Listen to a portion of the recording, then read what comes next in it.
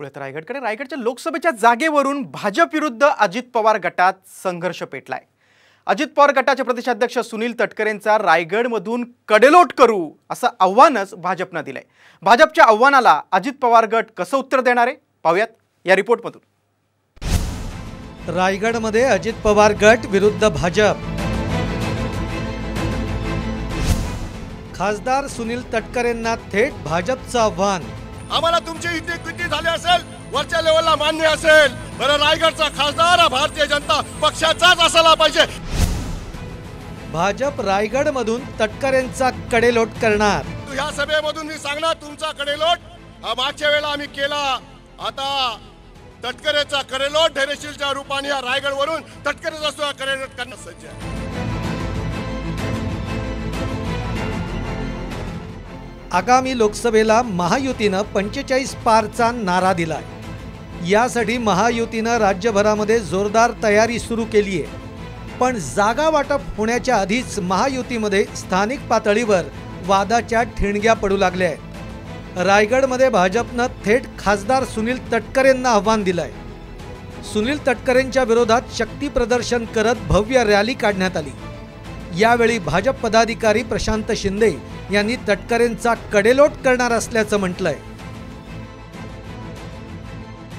आमचा कमल प्रत्येकाच्या गावात जाणे गरजेचं आहे आणि म्हणून आम्हाला हक्काचा खासदार धैर्यशीलच्या रूपाने रायगड जिल्ह्याला आम्हाला उमेदवार म्हणून पाहिजे। अनेक वेळेला गीते साहेब सांगतात की आता तटकरेचा कडेलोट रायगडवरनं करायचा आहे।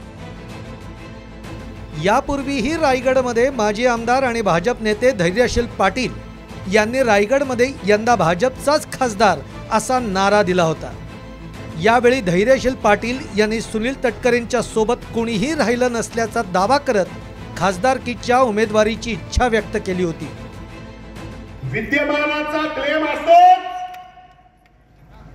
तो मान्य करायला जर पक्षाने सांगितलं तर मला तो करावा लागेलच, पण पक्षाने सुद्धा पुला खालून नेमकं किती पाणी वाहून गेलंय याचा सुद्धा या ठिकाणी विचार करावा अशी आम्ही नम्रपणाने तुम्हाला या ठिकाणी विनंती आम्ही करण्यात आहोत। दरम्यान महायुतीत भाजपकडूनच विरोध होत असूनही खासदार सुनील तटकरे यांनी संयमाची भूमिका घेतली आहे।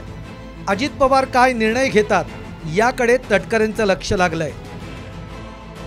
एनडीएने ठरवलं आणि महायुतीमध्ये रायगडची जागा राष्ट्रवादी काँग्रेस पक्षाला मिळाली तर मला लोकसभा निवडणूक लढवण्याची तीव्र इच्छा आहे, परंतु मीच प्रदेशाध्यक्ष असल्यामुळे त्या संदर्भामध्ये अधिक भाष्य काय करण्यापेक्षा ज्यावेळेला जागा वाटपाच्या संदर्भामध्ये आम्ही बसू त्यावेळेला योग्य तो निर्णय त्या संदर्भातला होईल।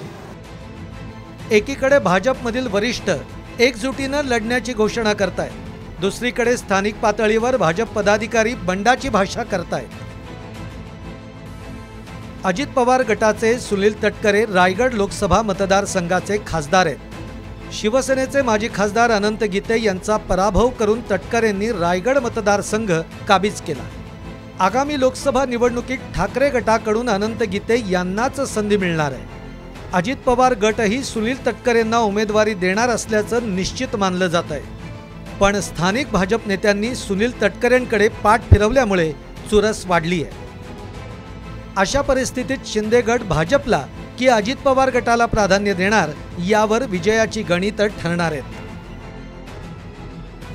कोकणात महायुतीला रोखण्यासाठी उद्धव ठाकरे स्वतः मैदानात उतरले। शिवाय सुनील तटकरेंना पाडण्यासाठी खुद्द शरद पवारांनीच ठाकरेंना बळ देण्याचं वचन दिलंय।